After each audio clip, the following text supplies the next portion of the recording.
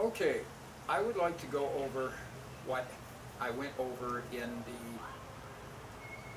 PowerPoint presentation you just watched. But to make it a little more understandable, again, let's think of what we just looked at there. I showed you an archway, okay? So let's say that archway, shaped like so, from the ground up, and in that archway at the tip top, there's a triangular piece that actually distributes all that weight coming up from the ground. All right, they call that a keystone, a cornerstone, well, a keystone actually. And that keystone, I said, it distributes all that weight evenly of that entire arch.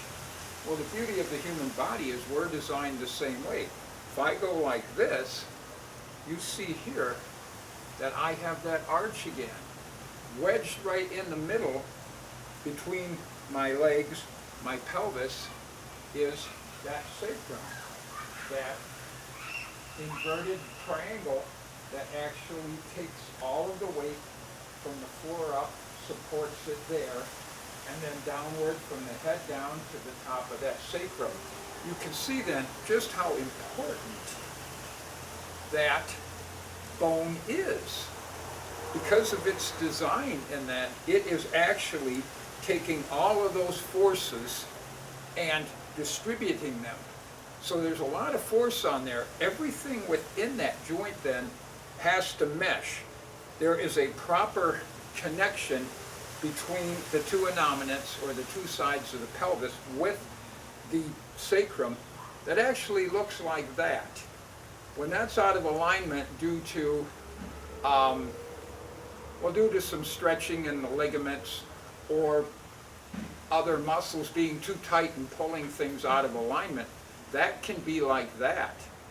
Now, instead of having those forces evenly distributed over that entire surface of that joint, now we got these little pressure points. So you can see where the pain is. So it's so important then to realize how pelvic alignment can affect our body. Those pains that a lot of people get, like if you've ever seen this guy that's got that giant gut, well, he's walking like this, well, he's putting way too much pressure on the back of his vertebrae, and that he's got way too much of an arch in it. He's supporting all of his weight out here, which puts his center of gravity out about there, so constantly his pelvis wants to roll downward with that weight, so he's constantly having to shift that, and then wonders why his back is so sore.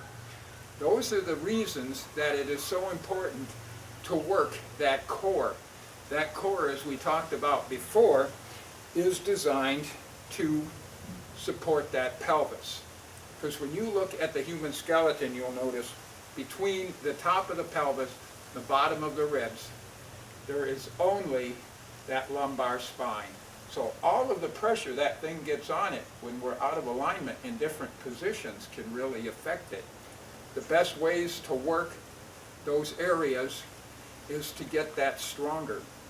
Now, one of the interesting things is the fact that there is even a connection between this muscle from the ankle on the outside of the leg that goes up, connects back here, connects to your hamstrings, which go up and connect to not only the pelvis, but actually those vertebrae that support, those ligaments that support that SI joint, that sacroiliac joint, where the sacrum meets the iliac. So what happens is that when that's weak, if you don't have proper motion, like when I step, normal gait pattern is step, oh, look out here. Your heel kind of swings in, you land on there, and then you come through. Now notice when I land on there, there is some stretch on that muscle there that's constantly working in keeping that SI joint intact. The other thing people don't realize, a lot of them years ago, and really when they were studying the skeleton, is that that is not fused there. There is motion there because that is a actual joint. It's a synovial joint. So there's motion there. Motion here in the hip, all those different positions, but you also have within the SI joint when we move what they call nutation. Nutation, counter nutation. If that's not properly working, you can also have problems. So, anything you can do to strengthen that core. I showed you those exercises the last time, the pelvic tilt. But another great one for this is definitely your bridging exercise. Working on as you progress to get more stability through there. Concentrating on proper pelvic tilt with that. Tighten the glutes, because those are very important. When those glutes are tight, the hamstrings, that also holds that SI joint in place. I will go over more of those things as we progress, but I don't want to give you too much that's going to confuse you. So, that's it for that. So, get an idea of it and really get this understanding of how important it is to work that core. One of Beachbody's main emphases in all of their, I like that one, emphasis is proper core strengthening.